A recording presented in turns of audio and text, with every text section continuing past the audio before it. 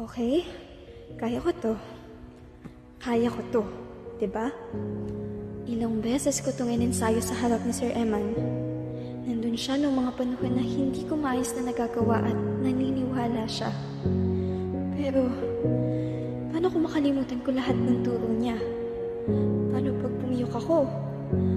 Baka walang lumabas na boses sa akin. Hindi ko pa nakikita si Sir Eman. Nakatingin lang sila. Naghihintay. Ilang segundo na lang. Ako na. Hindi. Hindi ako pwedeng umatras. Alam ko ang pagod at sakripisyo ni Sir Eman dito. Naniniwala si Sir Eman sa akin, kaya kailangan maitaguyod ko. Kung umatras man ako ngayon, parang tinalikuran ko na rin lahat ng effort namin. Kaya sige, hinga. 1, 2, 3. Para to kay Sir Eman. Para sa sarili ko. Para sa aming dalawa. And now, from the School of Arts, Sciences, and Education, Ms. Claire Cabro.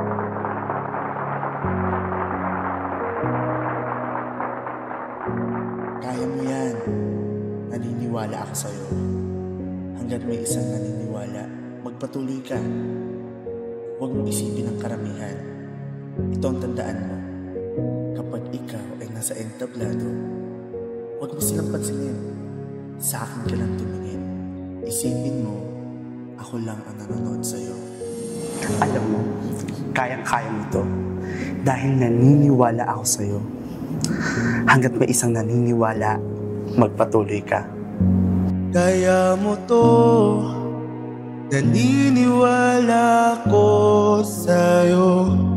Kang kabahan. At kung kinakailangan, ang liwanag ng apoy sa iyong puso'y sundan. Sa init na dala nito'y ilaw sa madilim na daan. Hayaan mo ang puso'y tumakbo, maging malaya. Subukan mo lang, talento'y wag na ikahon. Pakinggan ang nais ng puso, ang iyong sariling ritmo. Halika rito, kunin ang daang sa'yo.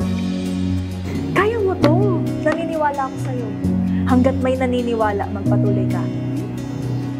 Hinayaan kong maging malaya ang sarili.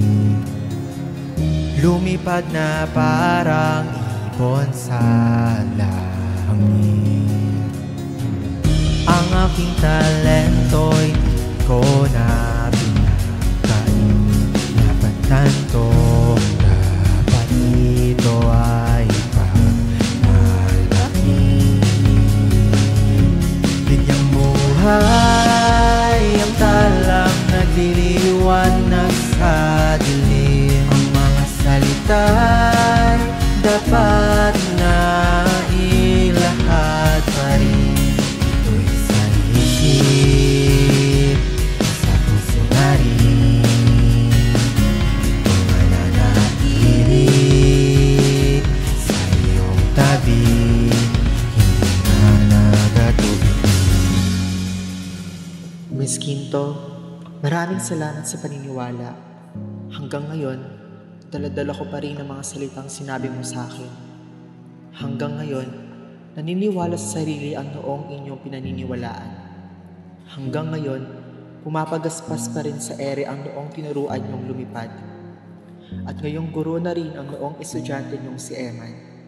Ito ay aking ipinapasa sa aking mga estudyante na tulad ko na minsan ding hindi naniwala sa sariling kakayahan at kalaunay na pagtanto. Kaya ko pala. Iba ang naging epekto sa akin ng mga salitang to. At kitang-kita ko rin ang naging epekto nito sa kanila. Lalong-lalo na sa kanya. kay Claire. Masaya akong maipasa hanggang sa susunod na henerasyon ang mga turo mo. Gaya mo, ako rin ang magsisilbing hanggat may isang naniniwala ng mga estudyante ko. Salamat sa'yo at mabuhay ang mga gurong katulad mo.